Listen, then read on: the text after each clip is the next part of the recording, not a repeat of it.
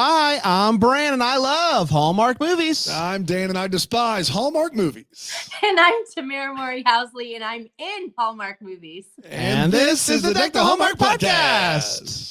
Deck the Hallmark, it's his podcast. Brandon and friends host this podcast. We hope you like this jolly podcast.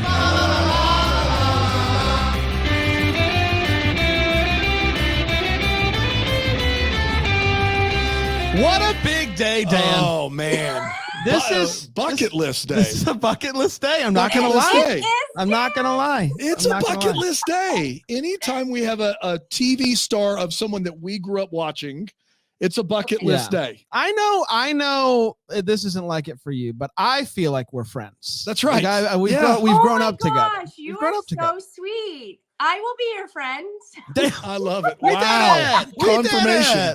Confirmation there. This is a really fun day. It is. And Dan, I know you don't like Hallmark movies. That's true. And it breaks my heart. And what can we do to make you like more than just a few? I love the fact I love to live in a world where the people that make these movies don't listen to our show because it makes me feel bad. And then like before we started this, you were like, I know who you are. You don't like the movies. And I was like, no. Well, dang it. No, but you know what, Dan? I still love you though. Oh, God love bless that you. You are your authentic self, no matter what. But here's the thing. Nobody like you have your opinions and you stick with them. Nobody can, like sway any of it. So and he can be wrong, and that's here's fine. The thing, Tamera, is that it's not like I don't like all of them. And when I do like one, it becomes a bigger deal because it means something, because I didn't just say all of these movies are good. And so when I like one, it comes from an honest place is what I'm saying. Yes. And it's okay to be right. And it's okay to be wrong too. That's exactly right. That's exactly right. Of course.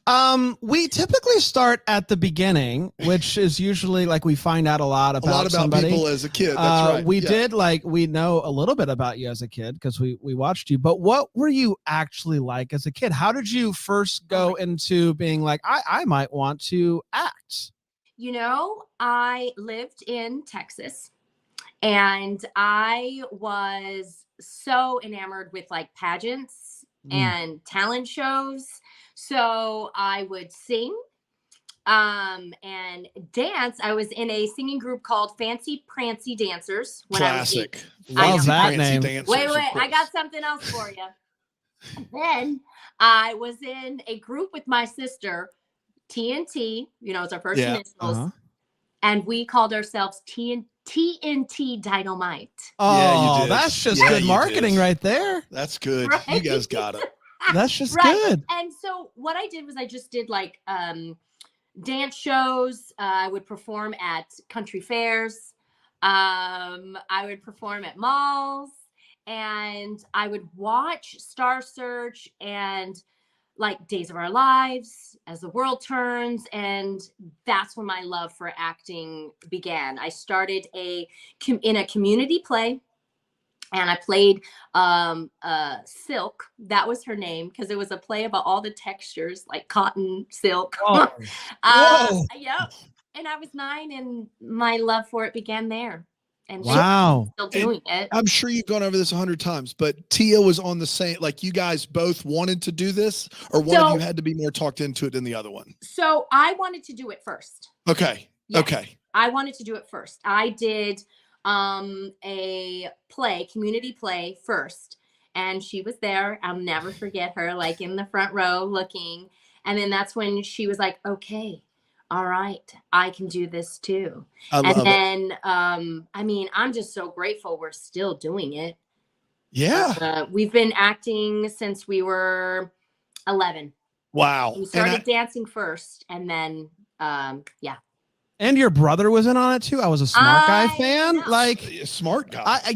Yeah, Smart Guy. Did you guys watch Smart Guy? I'm a big Smart Guy fan. Aaron, our producer's a Smart Guy fan. They're younger than me, Tamera. I don't know what Smart Guy is. I thought he was making it up. No, I didn't know what it is. Smart Guy. So he's a smart guy. He's a little kid, but he's a smart guy. Oh, it's like He's Doogie a Howser? 10-year-old whiz kid. Whiz kid. In high school. That's the way the song used to go. Yeah. Wow. So he played a 10-year-old. I can believe that's like my son's age right now. But wild. oh gosh, I feel old. But he played a 10-year-old kid who's just really smart. So think kind of like, Doogie Howser kind of a mind. He should be in elementary, but he's in high school. Yeah. And, he deals with the challenges of that. And that went on for 3 years. Wow. He's a smart guy. Yeah, I'm seeing here on IMDb that you guessed it on an episode. So you did stop by the smart You know episode. what? I gotta say, my sister and I, we have this inside joke that, man, whenever you're acting with Taj, like, he steals the show. It's just, it is what it is. We've accepted it. Like, go on, boo. Do you go? He's the baby of the family. There's one more. There's another one. Yes, there's one more, and he is. Oh my gosh, he's 26. Him and his wife just had a baby. Wow. Does he act, or is he just like, I've seen, I don't need any of this? He does not want to act. Yes, because he has seen it all. Yeah, of course. He's a musician. He taught himself how to play the guitar. Yeah. Okay. Now I have siblings, 3 brothers, 1 sister. And there is a bit of like a competition almost, like when you're doing, like when I would play my brother one-on-one in basketball, that type of thing. Was there any of that as siblings all doing the same thing where there's like a little competition? No, I would say never with the brothers. Okay. Never with the brothers. With Tia and I, we always said that when we were in a film together, it was that healthy competition. Mm-hmm. So I remember Tia, when you do your coverage, right? 1 + 1. She would say, "Oh, you're going to do that on your coverage?" "Oh, so I'm going to do this on mine." So oh, man. I feel like that's why all of our films together are just, they're so great. And we did have this like statement that helped us throughout Hollywood, kind of auditioning for the same roles. It was, at least one of the Mowry gets it. If at least one of the Mowrys get it, we all got it. Although there are times where you're like, damn, I really wanted that role.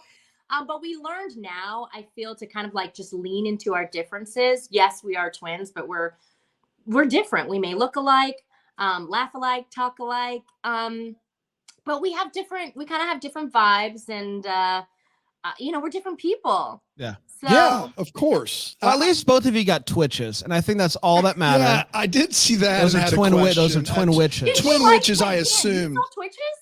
No, I saw Twitches. I didn't know. I saw it in the IMDb. Once again, like, he's 10 years younger than me. Like, Tamera, I'm going to be 40 this year. I'm 44. He's like 30. He's like 31. Yeah, okay? I lived on Disney Channel original movies. Like, that's like was I my saw life. Twitches and I was like, what is happening? They're twins that are witches. Yeah, I get it. So they're Twitches. They're Twitches. Get it? Yeah, Twin witches. Yeah. There was no way you both weren't getting that one. I mean, we're gonna do just can one. you imagine if they said, "Hey, listen, Tamera, we're gonna have Tia play both parts." You did not book this one. You did not book it. It's just Tia and that'd Tia. be a tough day. That would sting. I'm not gonna lie. Out of everything, that would sting. If it's like you're not good enough to play your sister's twin, the competition would be over at that point. At that point, all of these great sayings would be out the window. It would be like, I can't talk to you anymore. I got to go get a job. So.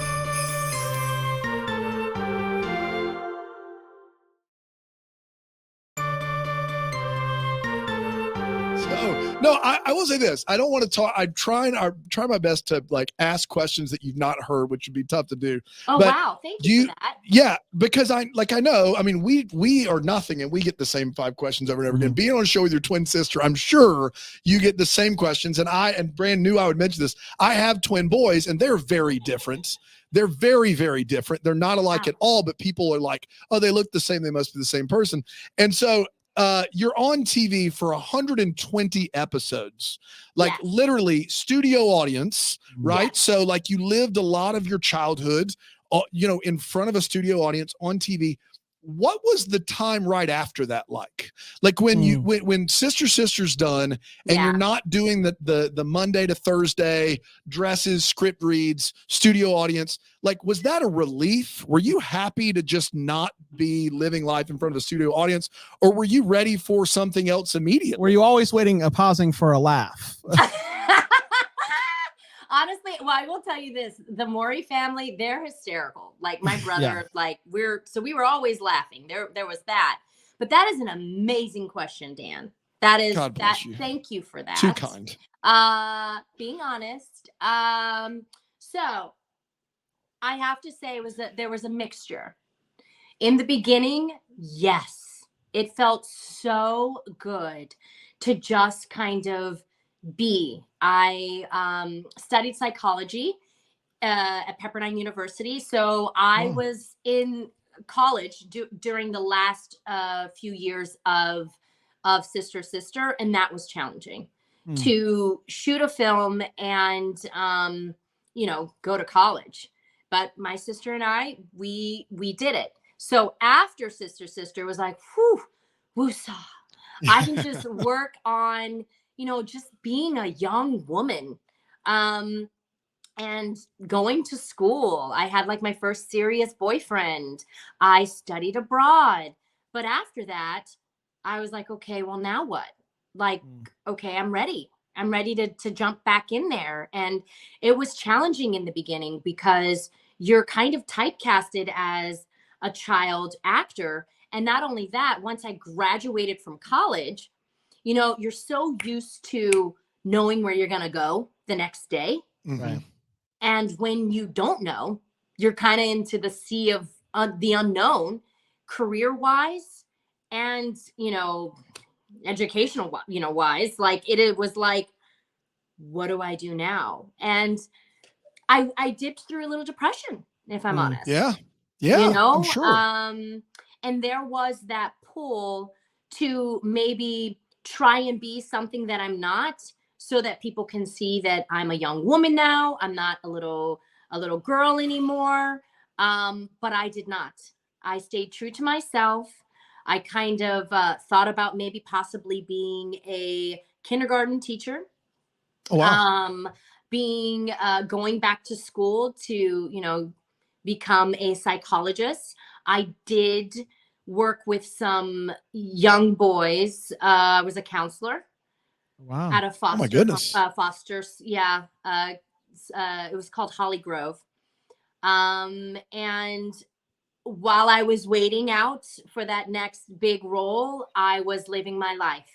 But you had, your highs and lows, man. Like that is life. So I had to find out who I was outside of all of that.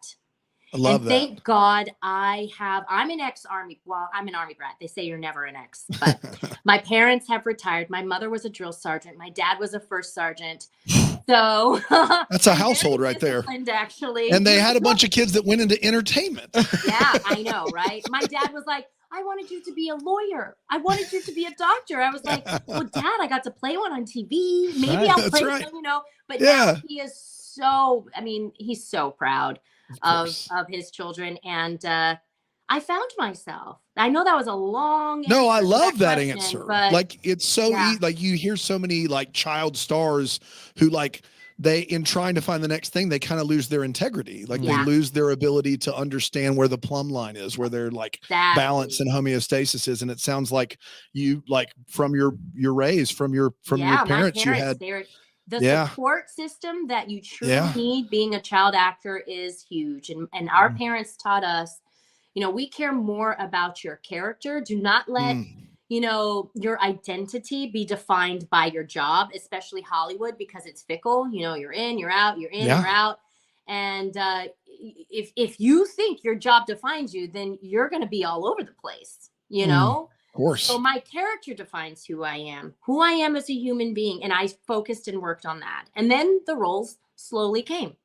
It's not fair that we get to be this encouraged in an interview. It's not fair. I don't even like these movies for a living. And I feel so like full. It's great. We can do anything. We can take on the world. Take on the world. That's right. I imagine that you get asked this by parents, Yes. but if, You're a twin? I'm just kidding. Sorry, go ahead. but if you're like a parent and your kid really wants to give acting a Oh shot, Lord. and I'm over here and I'm like, no, like you just act on, like, do little school plays, like that's good enough. But then there's kids that are like, I want to do the thing on the TV.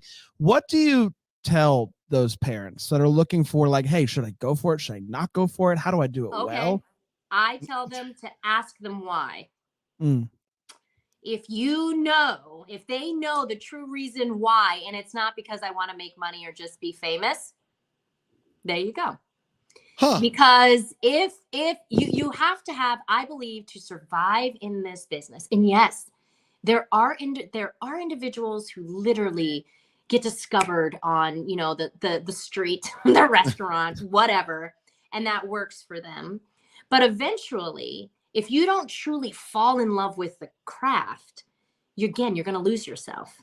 Yeah. And you're going to lose the fun of it, because it could get really challenging. Auditioning, it's like first it was like 1 out of 11 you get it.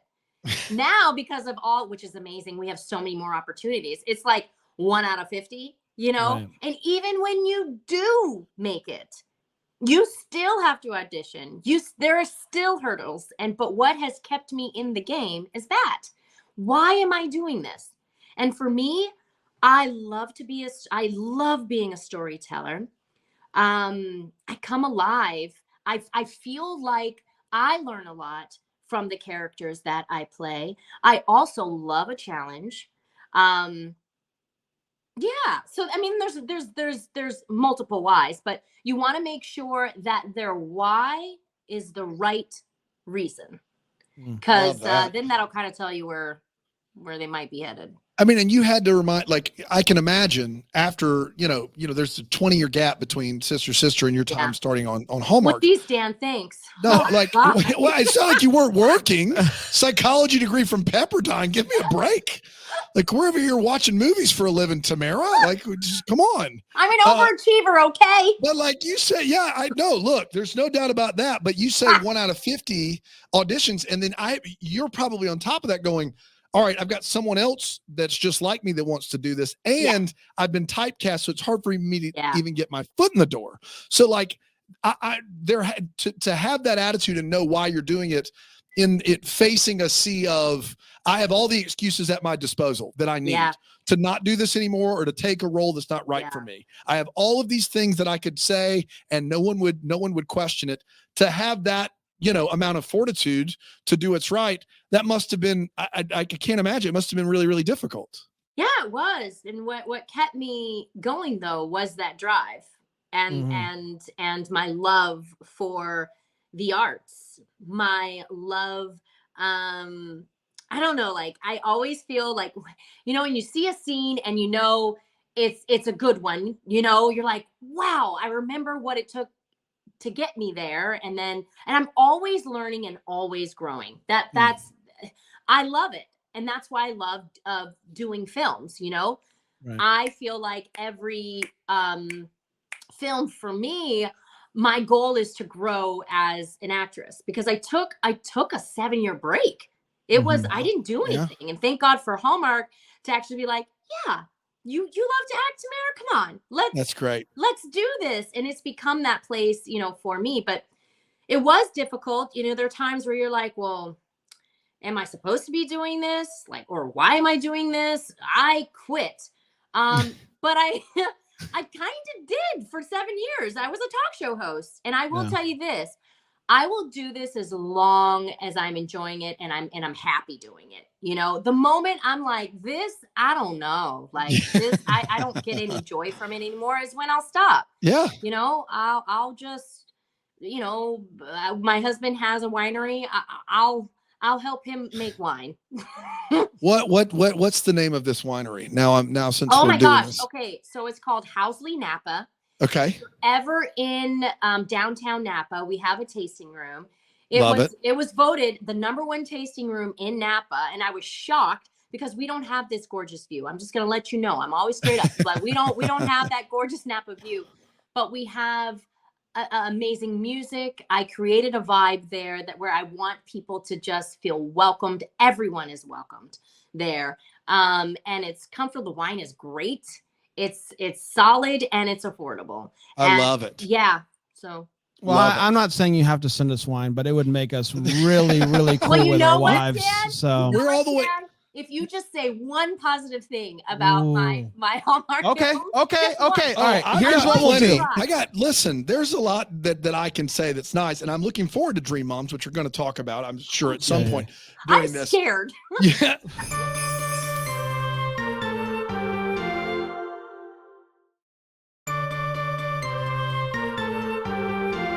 Well, I do have a question before I say anything nice.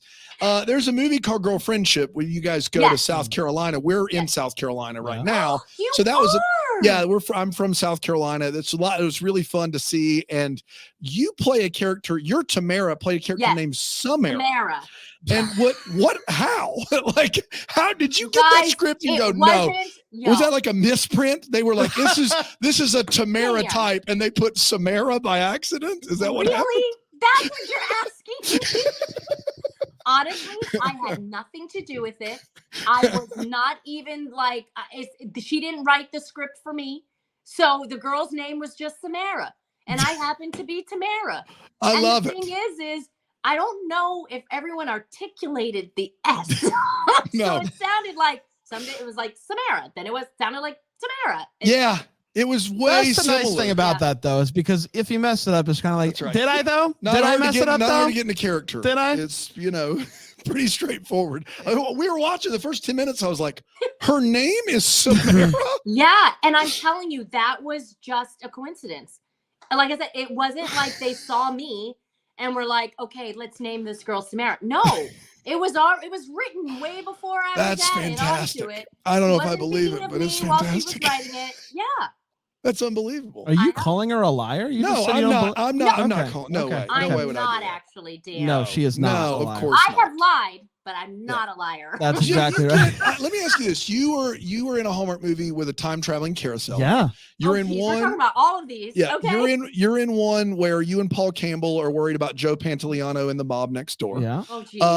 You're in one where surprised Joe. He even did our film. First, we were like, "Why the hell are you here?" Well, what's wild is I saw that and I was like, "This is unbelievable." And then I felt like he wasn't in it enough. Like I was like, "Man, that's what we were saying." I will tell you, there was this one scene when we're just sitting there, talking to him, and we're asking him questions. He does his coverage first, right? Paul and I look at each other and we're like, "What the hell was that?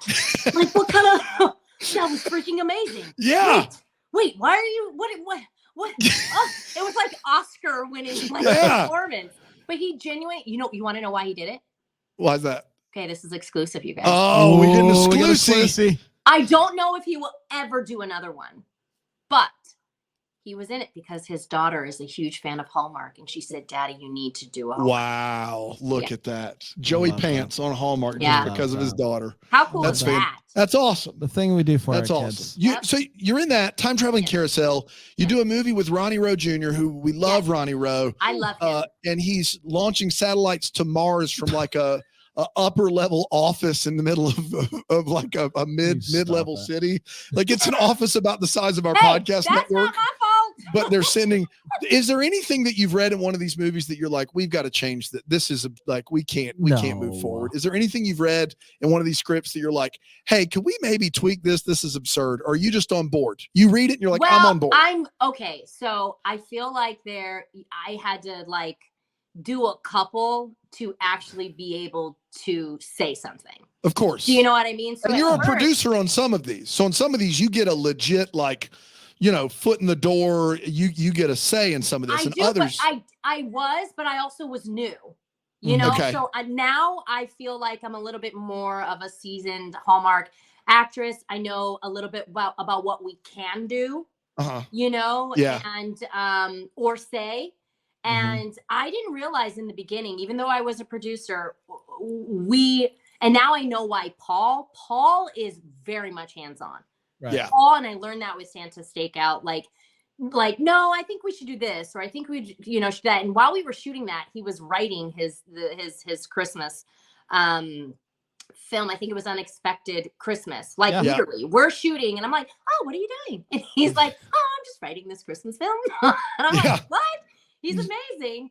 But yeah, I didn't know actually how much control we could have, and I know that sounds crazy with your name saying you are producing it. But and also the time that you Yeah. have to shoot these things. Oh, it's nothing. It's crazy, but also addictive because it becomes a huge challenge.